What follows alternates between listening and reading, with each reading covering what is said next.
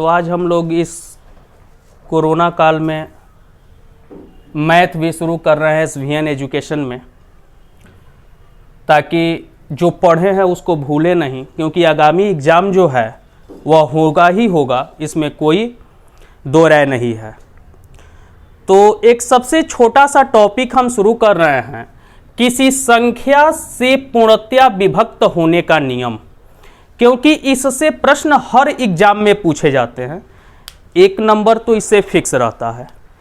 तो इसका मतलब ये होता है कि किसी संख्या को देख करके हम बताएं कि वह संख्या किससे कटेगा। संख्या को देख करके ही हम पकड़ लें कि वह संख्या इससे कटेगा कि नहीं कटेगा। तो इसमें नियम तो शुरू हो जाता है 1 से, लेकिन आपको पता होगा कि 1 से सभी संख्याएं विभाजित होती हैं। 1 से सभी संख्याएं विभाजित होती हैं। तो नियम शुरू हो जाता है 2 से, कि किसी संख्या को देख करके हमको बताना है कि यह संख्या 2 से कटेगा कि नहीं कटेगा। तो संख्या को देख करके बताना है। तो इसका नियम यह कहता है कि किसी भी संख्या के इकाई के स्थान पर 0, 2, 4, 6, 8 आवे तो वह संख्या निश्चित रूप से 2 से विभाजित होगी, और वैसी संख्याओं को सम संख्या कहा जाता है। हम क्या बोले, एक बार रिपीट कर देते हैं बाबू। किसी भी संख्या के किसी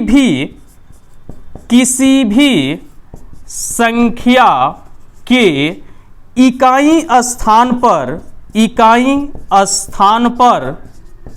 0, 2, 4, 6, 8 यह 5 अंक में से कोई भी अंक आ जाता है इकाई के स्थान पे, तो वह संख्या निश्चित रूप से 2 से विभाजित होगी।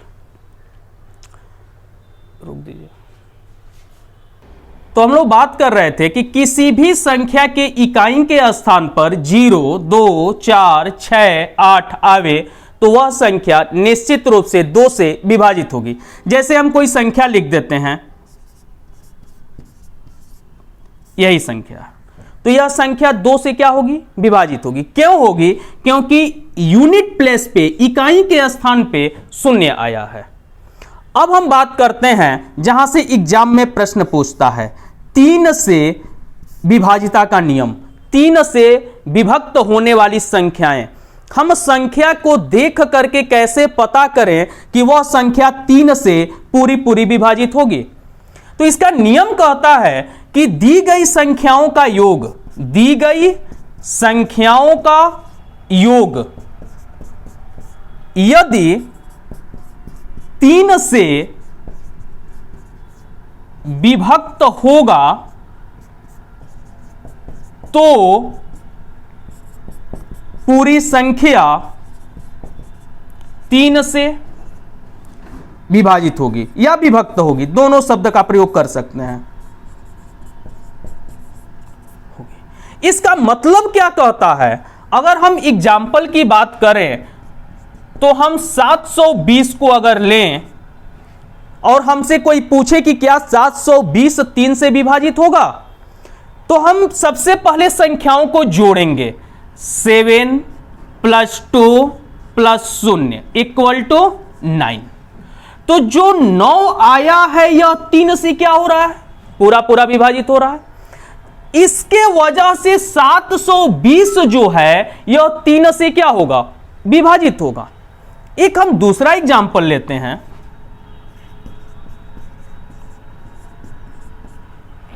कोई पूछ दे कि क्या यह संख्या 3 से विभाजित होगा, तो हम इन संख्याओं को जोड़ेंगे।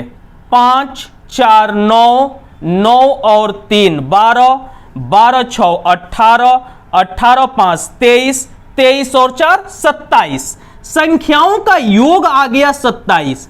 क्या 27 3 से विभाजित होगा? तो होगा, क्योंकि 3 के टेबल में आता है, 3 का गुणज है, 3 का मल्टीपल 27 है। तो यह पूरी संख्या जो है यह 3 से क्या होगी, विभाजित होगी। एक दूसरा एग्जांपल हम लेते हैं जो 3 से विभाजित हो।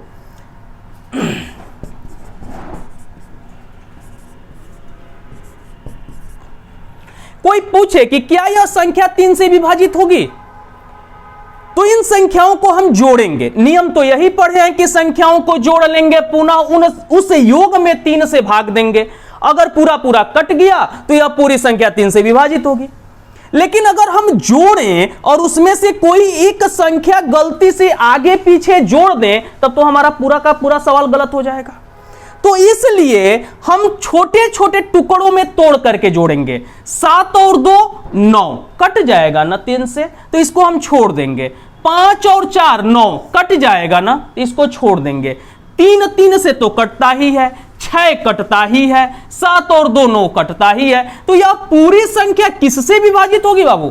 तो 3 से विभाजित होगी। मेरी बात आप समझ रहे हैं? हम एक दूसरा एग्जांपल लेते हैं। जैसे हम कहें, हम इसी संख्या को ले लेते हैं और आपसे पूछते हैं कि क्या यह संख्या 3 से विभाजित होगी? तो हम इन संख्याओं को नहीं जोड़ेंगे, हम छोटे छोटे टुकड़ों में जोड़ेंगे। तो 4 और 5 जोड़ेंगे तो 9 होगा, तो यह कट रहा है। तो इसको भूल भी सकते हैं, काटे या ना काटे वो आपके ऊपर डिपेंड करता है। 2 और 5 7 हो गया, और यहां 2 9 हो गया, यहां 9 हुआ और यहां पे 9 हुआ। तो उसको 9 9 18 जोड़ने की जरूरत नहीं है। यह संख्या 3 से क्या होगी? पूरी पूरी विभाजित होगी। नहीं, स्टार्ट कर दीजिए। हाँ, आपके सामने एक क्वेश्चन है 3 से विभाज्यता के नियम से संबंधित, जो एसएससी में अधिकाधिक बार पूछा जाता है। प्रश्न है, संख्या 3 2 5 4 y 0, यह संख्या जो है 3 से पूर्णतः विभक्त है। इस बात को प्रश्न कह दिया है कि यह जो संख्या है यह 3 से पूर्णतः क्या है? विभक्त है। तो y का न्यूनतम मान बताना है, y का हमको मान बताना है। आप मेरी बात को समझ रहे हैं? तो प्रश्न पे आते हैं। 3 2 5 4 y 0। तो नियम जो 3 का कहता है कि संख्याओं का योग यदि 3 से विभाजित हो जाए तो पूरी संख्या 3 से विभाजित होगी। तो संख्याओं को हम पहले जोड़ लेते हैं। 3 2 5, 5 और 5 10, 10 और 4 14, 14 और 0 जोड़ देंगे तो 14 ही होगा। तो यहां हम 14 प्लस y लिख सकते हैं कि नहीं लिख सकते?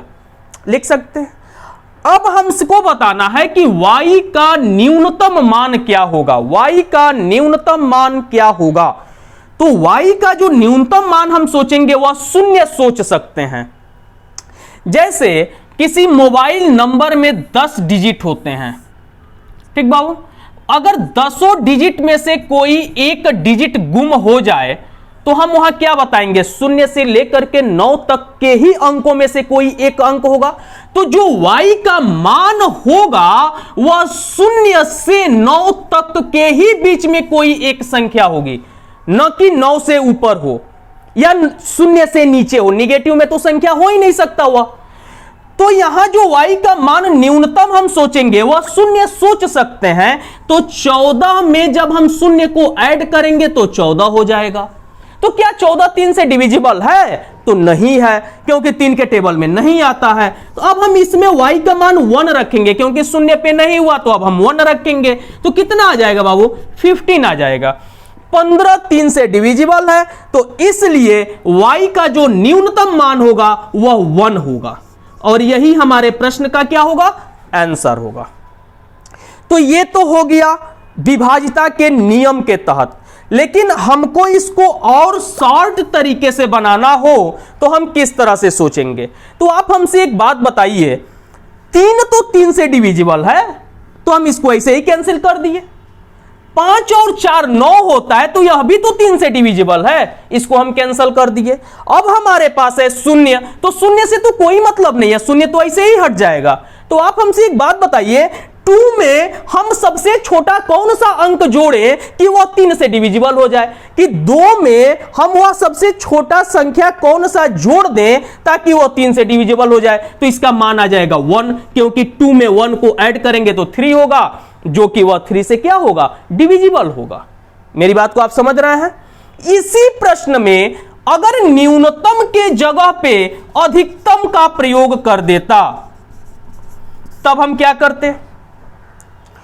तब हम करते कि अब हमको y का मान पुनः सोचना है। तो अगर हम नियम के तहत बात करें तो हम यहां पे एक बार आपसे बात करते हैं, फिर इसका शॉर्ट मेथड पे भी बात करेंगे। तो अगर हम बात करें 14, तो हम आपसे बात बोले थे कि y का जब अधिकतम मान बोलेगा तो हम अधिकतम 9 ले सकते हैं। तो हम यहां 9 क्या करेंगे बाबू, जोड़ेंगे। तो 14 और 9 कितना हो जाएगा, 23 हो जाएगा। लेकिन क्या 23 3 से डिविजिबल है, नहीं है, तो 9 हमारा आंसर नहीं होगा। तो 14 में अब हम क्या जोड़ेंगे, 8 जोड़ेंगे। तो अब आप हमसे बताइए कि 8 जोड़ेंगे तो अब कितना हो जाएगा, तो 22 हो जाएगा। क्या 22 डिविजिबल है 3 से, नहीं है। अब हम 14 में क्या जोड़ेंगे, 7 जोड़ेंगे। तो हमारा आंसर क्या आएगा, 21 परिणाम आएगा, जो कि 3 से क्या है, डिविजिबल है। तो अगर 21 डिविजिबल है तो y का मान हम क्या ले सकते हैं, 7 ले सकते हैं, और यही अधिकतम मान होगा, मैक्सिमम मान हम 7 ले सकते हैं। आप मेरी बात को समझ रहे हैं।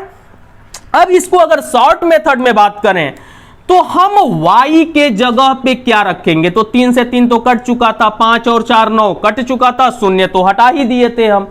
अब 2 में हम अधिकतम मान क्या रखें ताकि वह 3 से डिविजिबल हो। तो y की जगह पे अगर हम 9 रख देते हैं तो 9 तो स्वयं कट जाएगा, तो 2 तो बच जाएगा ना रिमाइंडर मेरे पास। तो हम वहां पे 8 रख सकते हैं। तो 8 और 2 10 हो रहा है, तो अभी नहीं कटेगा। तो हम यहां अधिकतम मान 7 रखेंगे, क्योंकि 7 और 2 मिलकर के 9 होता है, 9 3 से डिविजिबल है। तो इसलिए पूरी संख्या 3 से क्या हो रही है, विभाजित हो रही है।